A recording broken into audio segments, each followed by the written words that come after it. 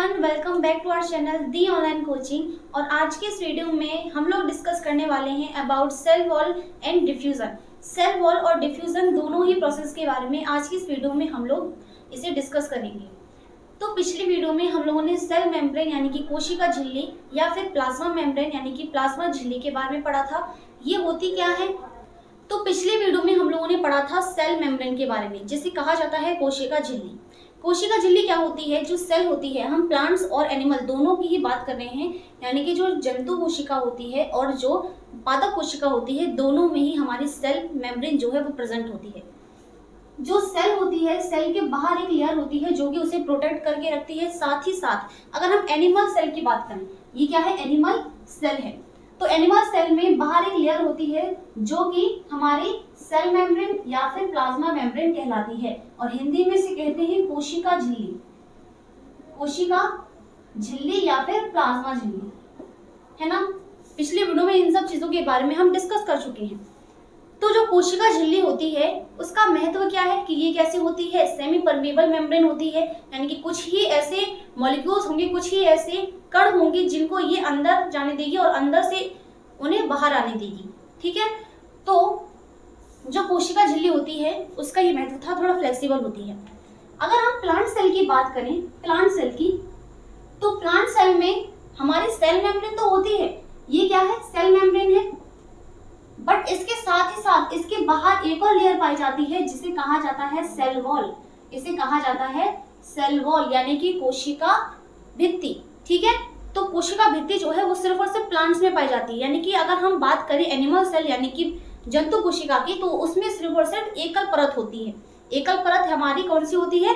कोशिका झिल्ली होती है।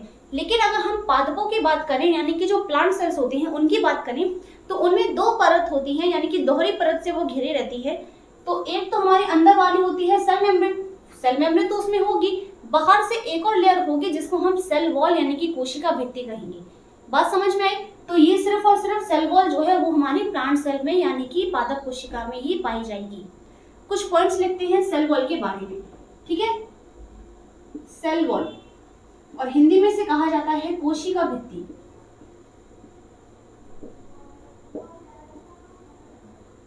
कोशिका भित्ति। कोशिका भित्ति जो होती है, सबसे पहला पॉइंट है कि ये सिर्फ और सिर्फ प्लांट सेल में होगी। सिर्फ और सिर्फ प्लांट सेल में पाई जाती है। किसमें? पादप कोशिका में। ठीक है। सिर्फ और सिर्फ पादप कोशिका में पाई जाएगी। दूसरा पॉइंट है कि ये थोड़ी रिजिड होती है। रिजिड का मतलब है थोड़ी कठोर होती है। और अगर हम सेल मेम्ब्रेन की बात करें तो सेल मेम्ब्रेन हमारी थोड़ी फ्लेक्सिबल होती है, मुलायम होती है, पतली होती है, लेकिन ये थोड़ी रिजिड होती है। अगर हम प्लांट सेल की बात करें तो प्लांट सेल जो है वो दोहरी परत से घिरा रहता है। प्लांट सेल में बात करें तो ये इसमें पादप कोशिका में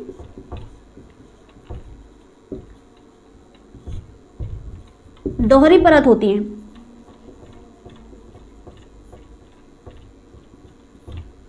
आंतरिक वाली को हम क्या बोलते हैं? आंतरिक वाली यानी कि ये वाली अंदर वाली। ठीक है। इसको आंतरिक वाली को तो हम बोलते हैं क्या? Cell membrane. ठीक है। तो शॉर्ट में लिख देते हैं सेल मेम्ब्रेन। और बाहरी वाली को हम बोलते हैं सेल वॉल। क्या बोलते हैं? Cell wall. तो दो प्रोटेक्शन प्रोवाइड कर रही है हमारे प्लांट सेल को। ठीक है। दो प्रोटेक्शन होते हैं उसमें। एक अंदर वाली सेल मेम्ब्रेन तो उसमें है ही, जो कि अंदर के जो भी ऑर्गन्स हैं उसमें उनको प्रोटेक्ट कर रही है। बट हमारे में क्या होता है कि हमारे अंदर सिर्फ और सिर्फ एक ही सेल मेम्ब्रेन होती है, एक ही आउटर लेयर होती है जो, और सब कुछ उसी पर डिपेंड करता है, क्योंकि एक ही लेयर है तो सब कुछ उसी को करना है। प्रोटेक्शन वगैरह, साइज वगैरह सब उसी पर डिपेंड करेगा सेल का। ठीक है। दूसरी चीज़ शेप प्रोवाइड करेगी, यानी कि आकार देगी कोशिका को। हमारे अंदर क्या था? जो एनिमल सेल होती है उसमें सेल मेम्ब्रेन एक निश्चित आकार प्रदान कर रही थी कोशिका को। कोशिका का जो आकार है, जो आकृति है, वो सभी सेल मेम्ब्रेन यानी कि कोशिका झिल्ली पर निर्भर कर रही थी। बट प्लांट सेल में क्या था? क्योंकि अब देखो आकार इसी पर निर्भर क्यों कर रहा था? क्योंकि सिर्फ एक ही लेयर थी तो सब कुछ उसी पर डिपेंड था। बट यहाँ पर प्लांट सेल में दो लेयर्स होती हैं, एक सेल मेम्ब्रेन और सेल मेम्ब्रेन के साथ साथ एक होती है सेल वॉल। तो यहाँ पर जो आकार है वो कौन देता है? सेल वॉल देती है, यानी कि कोशिका भित्ति देती है। बात समझ में आई। सबसे इंपॉर्टेंट चीज़ है कि ये जो है वो निर्जीव परत होती है। कैसी? निर्जीव परत होती है। अब देखो कठोर है तो निर्जीव परत होगी। हम प्लांट्स जो हैं, प्लांट्स को कई सारे प्रोटेक्शन की ज़रूरत रहती है, ठीक है, क्योंकि वो तो कैसे होते हैं, स्थल मतलब वो चल फिर नहीं सकते, तो एक जगह पर रह कर ही उन्हें प्रोटेक्शन की ज़्यादा ज़रूरत पड़ेगी।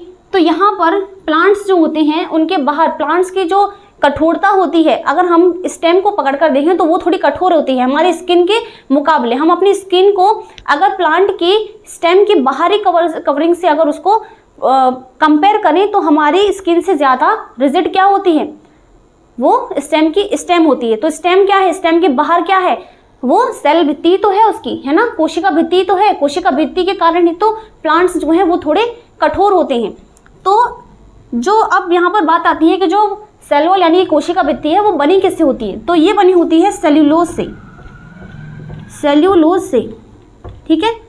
और सेल्यूलोज से बनी होती है, सेल्यूलोज क्या है, कई सारे उत्पाद प्राप्त करने में इसी के द्वारा प्राप्त किया जाता है, ठीक है, यही मदद करता है। कई सारे उत्पाद हमें किससे मिलते हैं, सेल्यूलोज से मिलते हैं, जैसे कि पेपर, कागज़ हो गया, ठीक है। और इसके अलावा जो रेशम का कीट होता है वो भी ऊपरी परत पर ही होता है, सबसे बाहरी परत पर ही होता है किसी भी प्लांट के, वो उसी पर बनता है, ठीक है। तो सेल्यूलोज जो है सेल्यूलोज की ही बनी रहती है कोशिका भित्ति, ठीक है। तो यहाँ पर देखो सेल्यूलोज से ये बनी होती है, और जबकि सेल मेम्ब्रेन की बात करें तो वो हमारी किसकी बनी होती है, प्रोटीन प्लस लिपिड की। ये प्रोटीन प्लस लिपिड की बनी होती है। और जबकि अगर हम सेल वॉल की बात करें तो ये हमारी सेल्यूलोज की बनी होगी, सेल्यूलोज की बनी होगी। बात समझ में आई। तो ये अंतर होता है किसमें, कोशिका झिल्ली और कोशिका भित्ति, दोनों ही अलग अलग चीज़ें हैं। कोशिका झिल्ली हमारे अंदर सिर्फ कोशिका झिल्ली होती है, एनिमल्स की बात करें प्लांट्स में, बट यहाँ पर प्लांट्स में क्या होता है, सेल वॉल होती है, सेल मेम्ब्रेन के अलावा दोनों ही होती है सेल में। अब सबसे इंपॉर्टेंट चीज़ यहाँ पर क्या है कि ये कैसी होती है, पारगम्य होती है, पारगम्य। पारगम्य का मतलब क्या होता है, इसे इंग्लिश में कहते हैं परमिएबल। देखो सेल मेम्ब्रेन के बारे में जब हमने पढ़ा था तो मैंने वहां पर कहा था कि जो सेल मेम्ब्रेन होती है वो सेमी परमिएबल मेम्ब्रेन या फिर सिलेक्टिवली परमिएबल मेम्ब्रेन होती है, जिसे अर्ध पारगम्य झिल्ली कहा जाता है। अर्ध पारगम्य झिल्ली का मतलब क्या था कि वो कुछ ही कणों को या फिर कुछ ही ऐसे मॉलिक्यूल्स होंगे जिनको वो बाहर जो वातावरण होगा उससे सेल के अंदर जाने देगी, यानी कुछ ही कणों की गति जो है वो सेल के अंदर और सेल के अंदर से बाहर हो सकती है, ठीक है। तो उसको हमने बोला था कि अर्ध पारगम्य झिल्ली है जो हमारी सेल मेम्ब्रेन है, क्योंकि वो कुछ सिलेक्टिवली चीज़ों को ही अंदर बाहर जाने देती है। बट यहाँ पर जो सेल वॉल होती है, जो सेल वॉल होती है, ये सेल वॉल क्या करती है, जो सेल वॉल होती है वो क्या करती है, वो परमिएबल होती है, पारगम्य है, वो किसी भी कण को अंदर जाने देगी और अंदर से बाहर आने देगी, ठीक है। बट यहाँ पर देखो जो सेल मेम्ब्रेन है वो यहाँ इसके अंदर सेल मेम्ब्रेन है, इसीलिए सेल वॉल बाहर है, ताकि सेल वॉल से तो कोई अंदर आ सकता है, बट यहाँ पर अंदर एक और लेयर है जिसको हमने सेल मेम्ब्रेन कहा। तो सेल मेम्ब्रेन तो हमारी सेमी परमिएबल होती है, तो वहाँ अगर एक बार अंदर आ भी जाता है कोई भी कण तो वो यहाँ से वापस चला जा सकता है, वापस जा सकता है, ठीक है, क्योंकि अंदर तो सेल मेम्ब्रेन है ना, दोनों ही उसमें लेयर हैं। तो बाहर सेल वॉल के थ्रू तो कोई भी कण आ सकता है, बट वो सेल मेम्ब्रेन क्योंकि अंदर प्रेजेंट है सेल मेम्ब्रेन, तो उसके थ्रू वो बाहर चला भी जाएगा, ठीक है। तो ये है सेल वॉल के बारे में। इस टॉपिक को नोट करो। तो फिर हम लोग आगे बढ़ते हैं। आगे हम लोग को आज पढ़ना है विसरण के बारे में।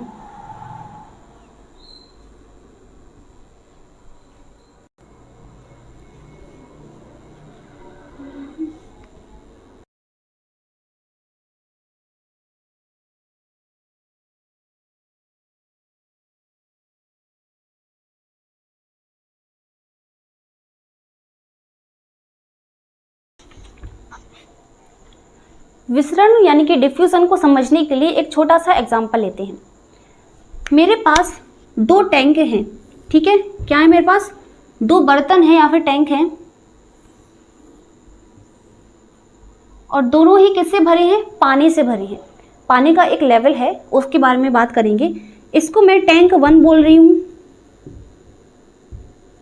टैंक 1 बोला मैंने, और इसको मैंने बोला टैंक 2, ठीक है। इन दोनों को ही मैं कनेक्ट कर दूंगी एक पाइप से, एक पाइप से मैंने इन दोनों को ही क्या कर दिया, कनेक्ट कर दिया, ठीक है। और यहाँ पर मैंने एक लगा दिया है नल, यहाँ पर मैंने एक नल लगा दिया है, ठीक है। इसमें वाटर लेवल जो है वो यहाँ तक है, इतना है,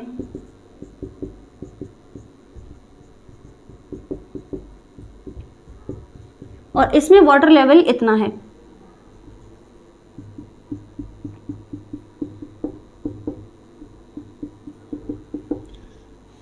टॉपिक क्या है हमारा, विसरण, विसरण, और इंग्लिश में इसे कहते हैं डिफ्यूजन,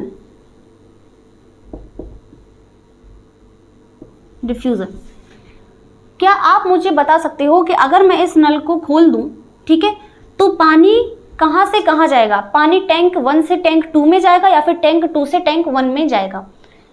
तो बहुत इजी सा क्वेश्चन है। तो होगा क्या, आप इजीली बता सकते हो कि जो पानी है वो टैंक 1 से कहाँ जाएगा, टैंक 2 में जाएगा। क्यों जाएगा? कि वो मॉलिक्यूल्स होते हैं, उनकी ये नेचर, उनका ये नेचर होता है, उनकी ये प्रकृति होती है कि वो उच्च सांद्रता यानी कि अपनी उच्च मात्रा से उधर जाते हैं जहां उनकी मात्रा कम होती है, यानी कि वो अपनी उच्च सांद्रता से निम्न सांद्रता की ओर प्रवाहित होते हैं, ठीक है। तो यहाँ पर भी वो क्या होगा, 1 से टैंक 2 में जो पानी है उसका फ्लो होगा।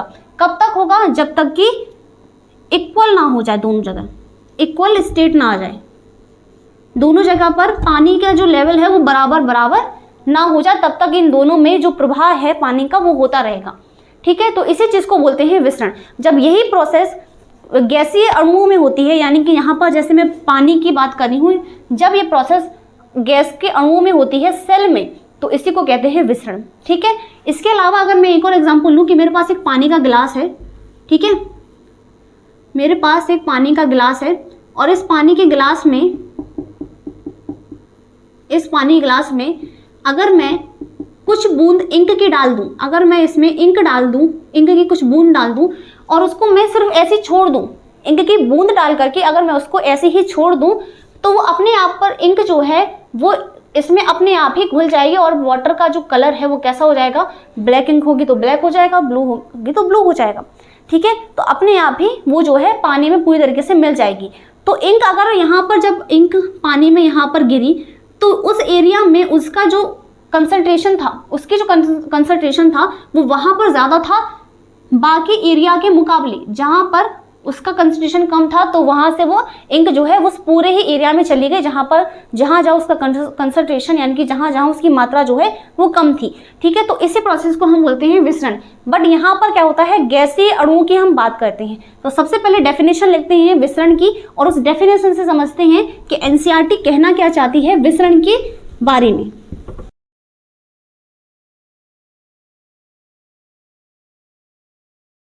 विसरण यानी कि डिफ्यूजन की डेफिनेशन होती है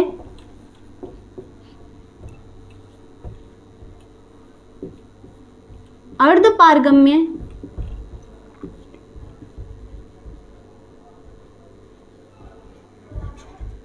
झिल्ली के द्वारा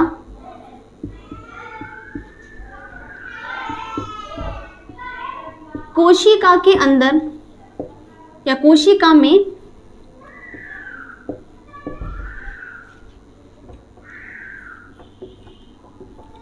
गैसीय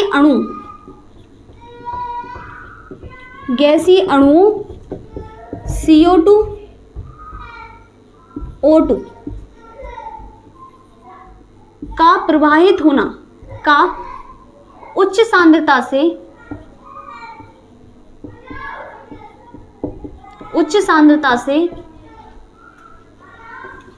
निम्न सांद्रता की ओर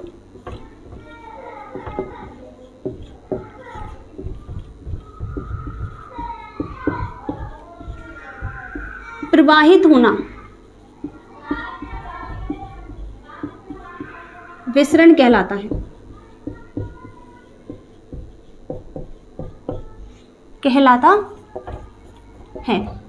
ओके, बात समझ में आई।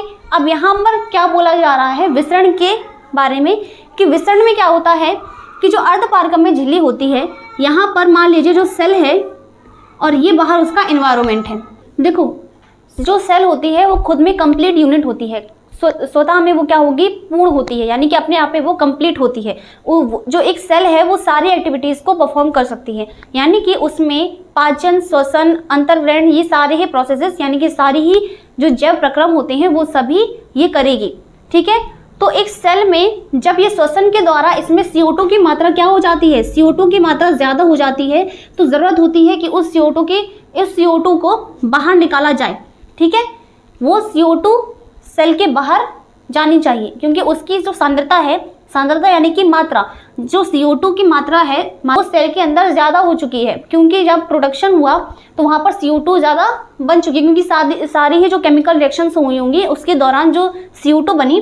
ठीक है, बाहर के इन्वायरमेंट के कंपेयर में अगर हम बात करें तो CO2 अंदर क्या है, सेल के अंदर ज़्यादा है, यानी कि बाहर CO2 की मात्रा क्या है, कम है, और अंदर CO2 की मात्रा ज़्यादा है। तो क्या होगा, हमने अभी एक एग्जांपल में मैंने आपको बताया था कि जो अणु होते हैं यानी कि जो अणु होते हैं, जो मॉलिक्यूल्स होते हैं, वो अपने हाई कंसंट्रेशन से लो कंसंट्रेशन की ओर जाते हैं।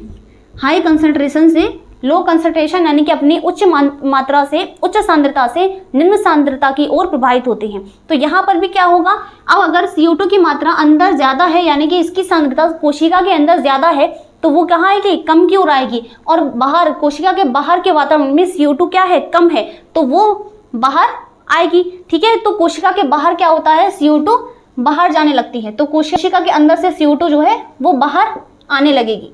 ठीक है, तो इसी को बोलते हैं विसरण, यानी कि कोशिका के अंदर से जब गैसीय अणु, कोशिका के अंदर अगर मान लो O2 की मात्रा कम है और O2 की मात्रा वायुमंडल में ज़्यादा है, तो वो कहाँ जाएगी, CO2 जो O2 है वो कोशिका के अंदर जाएगी, क्योंकि बाहर मात्रा इसकी ज़्यादा है और कोशिका के अंदर O2 की मात्रा जो है वो कम है, तो वो ज़्यादा से अंदर जाएगी, क्योंकि ज़्यादा बाहर है और कोशिका के अंदर उसकी मात्रा कम है।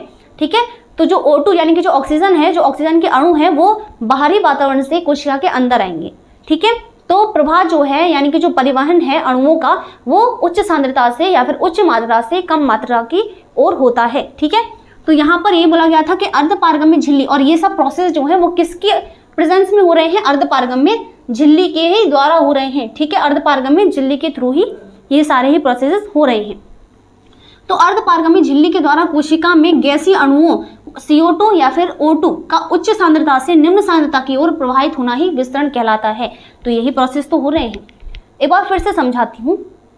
जो कोशिका है, कोशिका में जब देखो कोशिका क्या करती है, सारे ही लाइफ प्रोसेसेस उसमें होंगे, क्योंकि कोशिका क्या है, अपने आप में कंप्लीट है ना।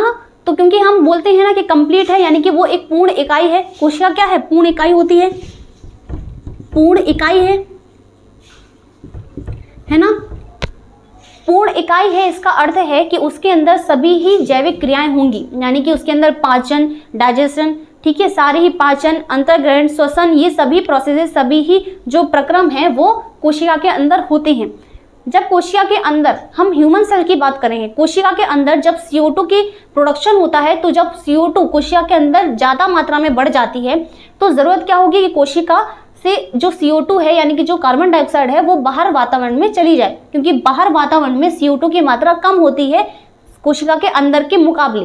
ठीक है, तो हमने अभी देखा कि जो गैसीय अणु होते हैं वो अपनी उच्च सांद्रता से निम्न की ओर गमन करते हैं। तो यहाँ पर भी क्या होगा कि CO2 की मात्रा कोशिका के अंदर ज़्यादा है, यानी कि उसकी सांद्रता कोशिका के अंदर ज़्यादा है, और बाहरी वातावरण में, बाहरी वायुमंडल में जो CO2 है उसकी सांद्रता कम है, यानी कि उसकी मात्रा कम है। तो क्या होगा, CO2 जो होती है यानी कि जो कार्बन डाइऑक्साइड होती है वो अर्धपारगम्य झिल्ली के द्वारा विसरण क्रिया करके बाहर चली जाती है, यानी कि वायुमंडल में चली जाती है। इसी तरीके से अगर O2, अगर हम ऑक्सीजन का एग्जाम्पल लें कि सेल के अंदर जो ऑक्सीजन है वो कम मात्रा में है, ठीक है, और बाहर वातावरण में O2 यानी कि ऑक्सीजन ज़्यादा है, तो वो क्या होगी, हमने भी देखा कि अब बस आपको एक चीज़ याद रखनी है कि जो भी परिवहन होगा, चाहे मैं विसरण की बात करूं या मैं परासरण की बात करूं, दोनों में ही जो अणु होंगे उनका जो परिवहन है यानी कि उनका जो गमन है वो उच्च सांद्रता से यानी कि अधिक मात्रा से कम मात्रा की ओर होता है। ठीक है, कब तक होगा, जब तक कि दोनों जगह पर इक्विवेलेंट स्टेट ना आ जाए, यानी कि दोनों जगह बराबर ना हो जाए। ठीक है, तो यहाँ पर भी क्या होगा, जो ऑक्सीजन है वो बाहर ज़्यादा है तो वो बाहर से अंदर आ जाएगी, कोशिका के अंदर आ जाएगी। ठीक है, तो यही प्रोसेस होता है क्या, विसरण। अब हम कुछ पॉइंट्स लिखते हैं। तो विसरण जो है वो एक स्पॉन्टेनियस प्रोसेस है, स्पॉन्टेनियस मूवमेंट होता है किसका, गैसेस का। ठीक है, तो इसमें विसरण में क्या होता है, एक स्पॉन्टेनियस मूवमेंट है किसका, मॉलिक्यूल्स का। ठीक है, मूवमेंट है किसकी, मॉलिक्यूल्स की। ठीक है, स्वतः प्रक्रिया है, स्वतः परिवहन है। और विसरण में क्या होता है, गैसीय अणु का, यानी कि CO2 O2 ये गैसीय अणु का परिवहन होता है। और जब इसी तरीके से जब जल के अणुओं का गमन होता है उच्च सांद्रता से निम्न सांद्रता की ओर, तो इसको हम बोलते हैं परासरण, जो कि अगले वीडियो में हम लोग इसके बारे में डिस्कस करेंगे। ठीक है, परासरण के बारे में। तो जब यही परिवहन जो है, जब ये जल के अणुओं के साथ होता है गैस की जगह पर, तो उसको हम क्या बोलते हैं, परासरण बोलते हैं। ठीक है, विसरण में क्या होता है, गैसीय अणुओं का आना जाना होता है अर्धपारगम्य झिल्ली के द्वारा। ठीक है, अर्धपारगम्य झिल्ली के ही सहायता से यहाँ पर परिवहन जो है वो गैसीय अणुओं का होता है। ठीक है, तो अगर कोशिका के अंदर O2 की मात्रा, CO2 की मात्रा ज़्यादा है तो वो कहाँ जाएगा, CO2 की मात्रा जहाँ पर कम होगी। बात समझ में आई। और सबसे अच्छी प्रोसेस जो है ये गैसों में होती है। ठीक है, तो गैसीय अणुओं में ही विसरण जो है वो होता है, यानी कि डिफ्यूज़न होता है। ओके, तो ये डिफ्यूज़न के बारे में आज हम लोगों ने पढ़ लिया है। इसके अलावा हम लोगों ने सेल वॉल के बारे में समझा था। अब अगली वीडियो में हम लोग पढ़ेंगे परासरण, यानी कि इसे इंग्लिश में कहा जाता है ऑस्मोसिस। और ऑस्मोसिस के कई टाइप्स होते हैं, तो उनके बारे में भी हम लोग डिस्कस करेंगे। तो उम्मीद करती हूँ कि आज का जो कॉन्सेप्ट है वो आपको समझ में आया होगा। और अब मिलते हैं अगली वीडियो में, तब तक के लिए bye bye and take care.